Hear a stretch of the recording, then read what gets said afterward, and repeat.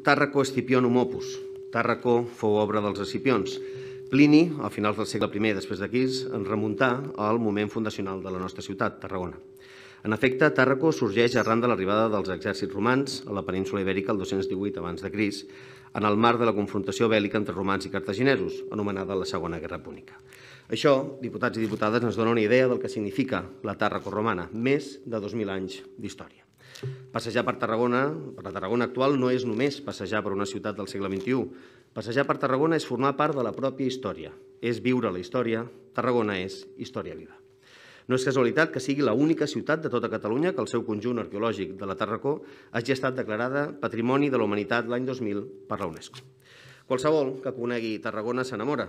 Poder caminar per les muralles, que porten més de 2.000 anys dretes, i emular a un soldat romà fent la ronda pel passeig arqueològic, veure el Fòrum Provincial, que era la plaça més gran de tot l'imperi romà d'Occident i on va passejar el propi emperador August, que va fer que Tàrraco fos capital fins i tot de l'imperi romà del 26 al 25 abans de Crist. Poder sopar a les voltes del circ romà del segle I després de Crist o dinar sobre les grades del circ on els ciutadans de la Tàrraco romana cridaven a favor del seu àuriga a les regnes de la seva quadriga, viure al mateix espai on les grans obres clàssiques de Sèneca, Plaute o Terenci eren representades al teatre romà. Trepitjar la mateixa sorra que fou regada pels gladiadors amb la seva sang a l'amfiteatre amb el Mare Nostrum de privilegiat taló de fons. O creuar per sobre de l'aqueducte romà, que els tarragonins anomenem Pont del Diable. Podem quasi bé sentir el so de l'aigua arribant a la colònia, tot meravellant-nos de l'enginyeria romana que va cimentar 1.000 anys de civilització romana. M'he posat molt èpic, ho sé, però és que Tarragona ho mereix. Ser de Tarragona és un privilegi que crec que hem de compartir amb la humanitat i fer-ho de manera que siguem els que millor expliquin precisament la història. El Festival de Tàrraco Viva és un bon exemple.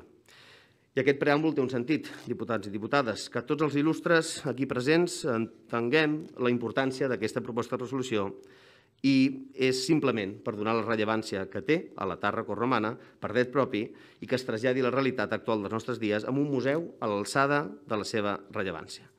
Que ja els hi avancem que creiem que ha de ser l'edifici de l'antiga tabacalera Tarragona com un eix dinamitzador i que no és incompatible amb altres usos.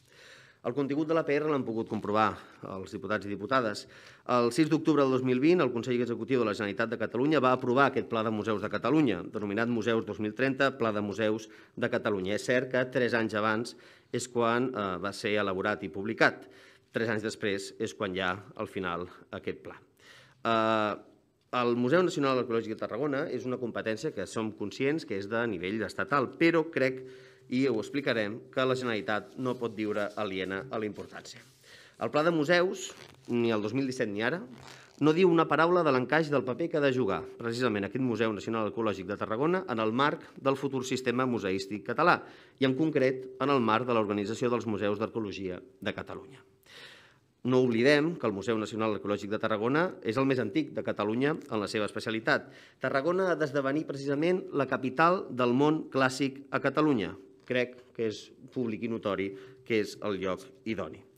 A més, també hem de valorar positivament algunes tasques que hi ha hagut de cooperació interinstitucional per gestionar l'arqueologia de la ciutat, Pla Director del 2017, anomenat Pla de Gestió del Patrimoni Cultural de Tarragona, els acords per tal de confluir els monuments romans que gestiona el Museu d'Història de Tarragona amb els que gestiona la Generalitat i l'EMNAT, tot habilitant espais de síntesi compartit.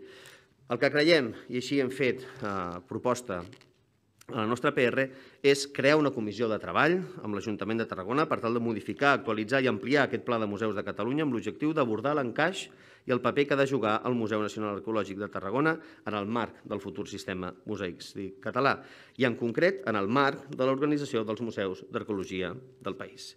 Renovar i actualitzar els seus compromisos amb l'Ajuntament de Tarragona. Per exemple, el Pla Director, Pla de Gestió de Patrimoni Cultural del 2017, acordat amb la Generalitat, i les seves derivades, com són la creació d'un òrgan cooperatiu interinstitucional. El projecte de recuperació i modernització del Teatre Romà de Tarragona i de l'ordenació del seu entorn i accessos. El Pla Director de Tabacalera, no oblidem que hi ha aquest Pla Funcional Arquitectònic del 2019, que seria una gran fita poder tornar a parlar sincerament, de l'encaix que tenim aquí, i acabo, presidenta, sobretot perquè al final Tot i ser una competència, en aquest cas eliminat, estatal, crec que la Generalitat no pot fugir d'estudi i, a més, crec que la tabacalera pot ser el lloc idoni per tal de compartir no només el museu, sinó també altres dependències públiques, i els encoratjo a votar a favor.